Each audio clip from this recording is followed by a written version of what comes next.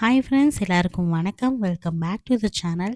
இன்றைக்கி என்ன வீடியோ பார்க்க போகிறோம் அப்படின்னா, நான் வந்து 6th ஸ்டாண்டர்ட் ஒரு மேக்ஸ் தான் ஸ்டார்ட் பண்ணேன். ஈவினிங் டைம் இன்றைக்கி வந்து கொஞ்சம் போரிங்காக இருந்துச்சு. டெய்லி மெமரி பண்ணிகிட்டே இருக்க வேண்டாம். ஸோ இன்றைக்கி கொஞ்சம் பிரெயினுக்கு கொஞ்சம் ஒர்க் கொடுக்குற மாதிரி மேக்ஸ் பார்க்கலாம் அப்படின்னு தோணுச்சு. ஸோ மேக்ஸ் வந்து நான் 6th ஸ்டாண்டர்ட்லேருந்தே ஸ்டார்ட் பண்ண ஆரம்பிச்சிட்டு ஆல்ரெடி குரூப் 4க்கு ப்ரிப்பேர் பண்ணியிருக்கேன். இருந்தாலும் டெட்டுங்கிறனால மேக்ஸிமம் நமக்கு வந்து பார்த்திங்கன்னா குரூப் 4 மாடலில் டெட்டு இருக்காது. டோட்டலி டிஃப்ரெண்ட்டாக இருக்கும். ஸோ நம்ம என்ன பண்ணோம் மேக்ஸிமம் எக்ஸசைஸ் சம்மு, புக் பேக் கொஸ்டின் இது எல்லாமே நம்ம டெரைவ் பண்ணி பார்க்கணும். ஸோ அதுக்காக தான் நான் 6th ஸ்டாண்டர்ட்லேருந்தே ஸ்டார்ட் பண்ணிடலாம். ஃப்ரெஷ்ஷாக படிக்கிற மாதிரி ஸ்டார்ட் பண்ணலாம் அப்படின்னு சொல்லிட்டு ஸ்டார்ட் பண்ணேன். நீங்களும் இது மாதிரி படிக்க ஆரம்பிச்சிருக்கீங்க, டெட்டுக்காக ப்ரிப்பேர் ஆகிட்டு இருக்கீங்க அப்படின்னா, ஆல்ரெடி எனக்கு இந்த மாடலில் தெரியும் அப்படின்னு சொல்லி நினைக்காதீங்க. அது எல்லாமே நீங்கள் ஷார்ட்கட்காக வச்சுக்கோங்க. ஏன்னா அந்த அந்த நேரத்தில் உங்களுக்கு சம் தெரிஞ்சது அப்படின்னா அதை இங்கே டெரைவ் பண்ணிக்கலாம்.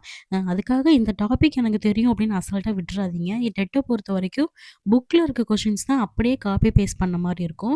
ஸோ அதனால் ஸ்கிப் பண்ணாமல் புக்கில் இருக்க எல்லா சம்மையும் ட்ரை பண்ணி பாருங்கள்.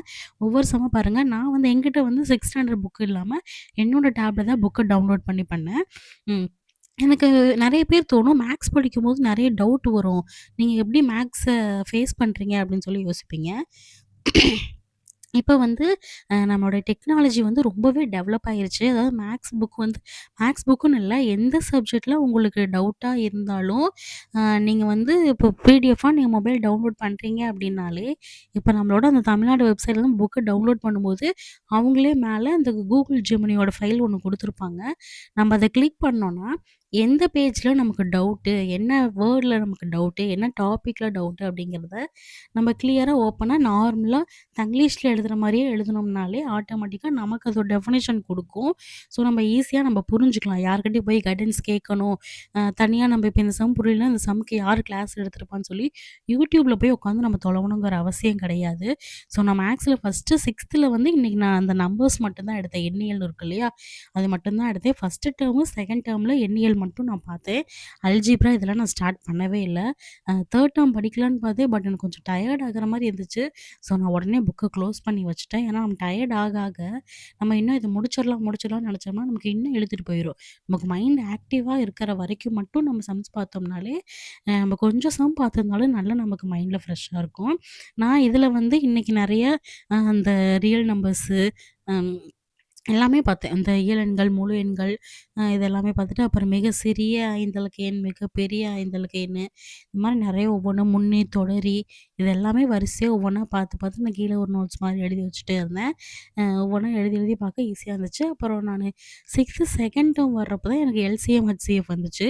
அதில வந்து இன்னைக்கு நான் மெயினா நம்ம எல்சிஎம் ஃபுல்லா நல்லா கத்துக்கலாம் அப்படின்னு சொல்லிட்டு பார்த்தேன்.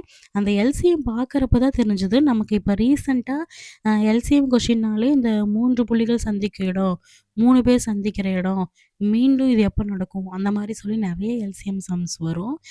அந்த மாரி சம்ஸ்ல புக்ல குடுத்துருந்தாங்க. புக்ல வந்து ஒரு 2 சம் இருந்துச்சு. 2 சம்மையும் ட்ரை பண்ணி பார்த்தேன். அதுக்கப்புறம் நானாவே அந்த கூகுள் ஜெமினில போட்டு, இதுக்கு ரிலேட்டடான சம்ஸ் எனக்கு வேணும்னு சொன்னோனே, அது எனக்கு ஆட்டோமேட்டிக்கா ஒரு 3 கொஸ்டின்ஸ் குடுத்துச்சு. அந்த கொஸ்டின்லேருந்து தான் நான் போட்டிருந்தேன். அதில இருந்து எடுத்த ஒரு கொஸ்டின் வந்து இந்த வீடியோ எண்டுல நான் வைக்கிறேன். நீங்க அதுக்கான ஆன்ஸர் கண்டுபிடிச்சிட்டீங்க அப்படின்னா, கமெண்ட்ல சொல்லுங்க. ஒருவேள உங்களுக்கு இந்த மாரி சம்ஸ் எப்படி போட தெரியாது அப்படின்னா, நீங்க கமெண்ட்ல சொல்லுங்க. கண்டிப்பா அந்த ஒரு 5 சம்மையும் உங்களுக்கு நான் டெரைவ் பண்ணி நான் வீடியோ போடுறேன். ஓகேங்களா? அடுத்தது இப்படி தான் நான் படிச்சேன். மேக்ஸ் பொறுத்தவரைக்கும் நம்ம 6th புக்கு தானே அப்படின்னு அசால்ட்டா விட்டுறக்கூடாது. ஏன்னா 6th தான் வந்து நமக்கு பேசிக் ஃபவுண்டேஷனே. அதில ஓரளவுக்கு நல்லா கிளியர் ஆனோம்னா மட்டும் தான், நம்ம ஹையர் கிளாஸ் படிக்கிறப்ப நம்ம இன்னும் நமக்கு ஈஸியா இருக்கும். ஸோ தயவு செஞ்சு படிக்க ஆரம்பிக்கிறவங்க, இதுதானே இந்த புக்கு தானே அப்படின்னு சொல்லிட்டு அசால்ட்டா விட்டுட்டு, டைரக்ட்டா 10th புக்குக்கோ, 9th புக்குக்கோ போயிறாதீங்க. 6த்லேருந்து வரிசையா இப்போ நீங்க ஒரு டாபிக் நம்பர்ஸ் எடுத்துக்கிட்டீங்கன்னா, நம்பர்ஸ்லேருந்து போங்க. அல்ஜீப்ரா எடுத்துட்டீங்கன்னா, வரிசையா அல்ஜீப்ரா போங்க. அப்படி போனீங்கன்னா தான் உங்களுக்கு ஃபோக்கஸ்டா படிக்க முடியும். ஸ்டெப் அடுத்தடுத்து என்ன ஸ்டெப்புன்னு சொல்லி மைண்ட்லயே புரியும். கலந்து மிக்ஸ் பண்ணி படிச்சீங்க அப்படின்னாலும் புரியாது. 6th புக் எடுத்தீங்கன்னா, 6th புக் ஃபுல்லா முடிச்சிடலாம் அப்படின்னு நினைக்காதீங்க மேக்ஸ் பொறுத்தவரைக்கும்.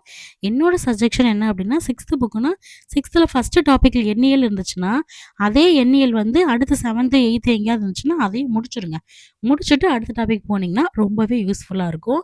ஸோ நான் இன்னைக்கு வந்து இந்த எல்சிஎம் சம்ஸ் ரொம்ப ட்ரை பண்ணி பார்த்தேன். உங்களுக்கான கொஸ்டின்ஸ் இந்த கொஸ்டின் தான். இதுக்கான ஆன்சர் தெரிஞ்சதுன்னா கமெண்ட்ல சொல்லுங்க. ஒருவேள உங்களுக்கு இது போட தெரியாது அப்படின்னாலும் நீங்க சொல்லுங்க. நெக்ஸ்ட் வீடியோ இந்த சம்ம எப்படி ட்ரை பண்றதுங்கிறத உங்களுக்கு நான் சொல்லி தரேன். Thank you.